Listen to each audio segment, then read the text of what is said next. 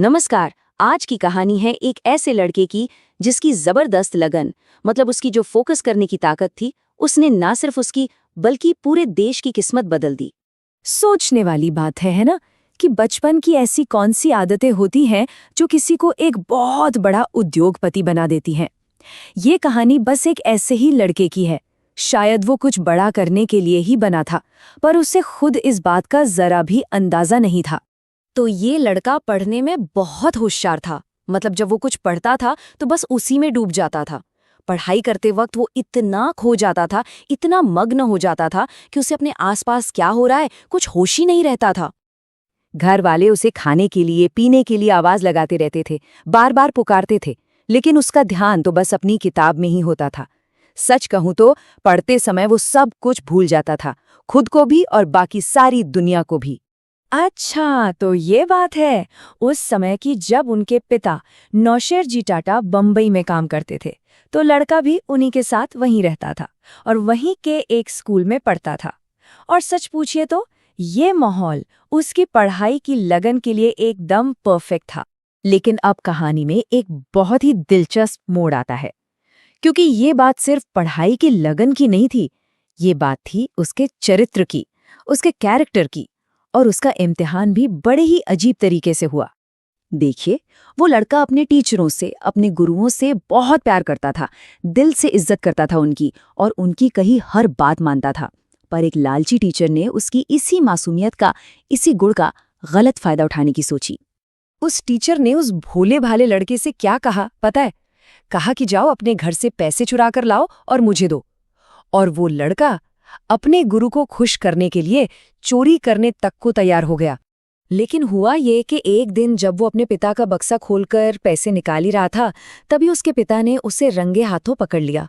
उन्होंने पूछा, अरे तुम्हें पैसे की क्या जरूरत पड़ गई? लड़के ने भी बड़ी मासूमियत से जवाब दिया, मुझे नहीं पिताजी, ये तो गुरुजी के लिए है। अब पिता को पूरी बात समझते देर नहीं लगी कि ये सारी शिक्षा गुरुजी की ही दी हुई है। वो फौरन गुरुजी के पास पहुंचे, उन्हें खूब खरी खोटी सुनाई और उसी वक्त अपने बेटे का नाम उस स्कूल से कटवा दिया। ईमानदारी का कितना बड़ा सबक था ये तो हुई ईमानदारी की बात, लेकिन उसकी जो जबरदस्त कंसंट्रेशन पावर थी ना, उसकी असली परीक्षा तो अभी बाकी थी। एक ऐसी घटना जो उसे मौत के मुंह तक ले गई, या कहें कि भाग्य ने उसे छुआ। हुआ यूं कि एक शाम वो लड़का हमेशा की तरह छत पर अपनी कोठरी में बैठकर पढ़ रहा था, और तभी बंबई में एक भयंकर तूफान ने दस्तक दी। और ये कोई मामूली तूफान नहीं था। हवा इतनी तेज थी कि बड़े बड़े पेड़ जड़ों से उखड़ गए, घरों के छप्पर उड़ने लगे, पूरे शहर में जैसे हाहाकार मच गया। सब लोग डर के मारे अपने अपने घरों से बाहर भाग रहे थे। लड़के के पिता नौशेर जी भी अपने परिवार को लेकर बाहर भागे। पर जैसे ही वो बाहर आए और सबको गिना, उन्होंने देखा कि लड़का तो उनके साथ है ही नहीं। अब सोचिए उनकी हालत। वो बुरी तरह घबरा गए। इतनी बड़ी तबाही के बीच आखिर वो छोटा सा बच्चा जा भी कहाँ सकता था? वो कहीं नहीं गया था।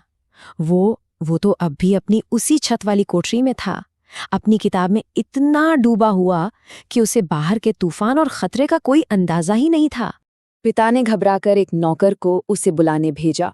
नौकर जैसे तैसे ऊपर पहुंचा और लड़के को नीचे ले आया। और यकीन मानिए, लड़के के नीचे आने के बस कुछ ही पल बाद वो पूरी की पूरी छत एक जोरदार धमाके के साथ नीचे आ गिरी।